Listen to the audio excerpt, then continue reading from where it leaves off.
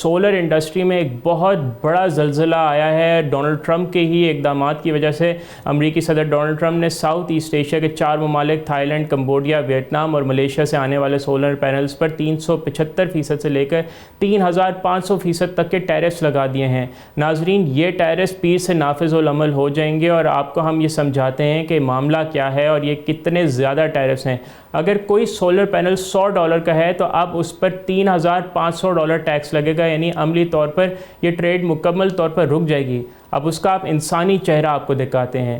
ناظرین، اگر ہم آپ کو بتائیں کہ چون ڈلاسیا نلوگ نام کی ایک 33 سالہ خاتون کو ایک ٹیکسٹ میسج سے پتہ چلا کہ وہ نوکری سے نکال دی گئی ہے۔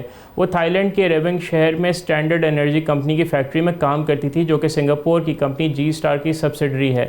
یہ فیکٹری پچھلے مہینے بند ہو گئی اور کمپنی نے ورکرز کو کوئی کمپنسیشن بھی نہیں دی۔ اس فیکٹری کی کہانی بہت دلچسپ ہے۔ یہ $300 ملین کی سہولت صرف 1 سال سے کم عرصے سے آپریٹ کر رہی تھی۔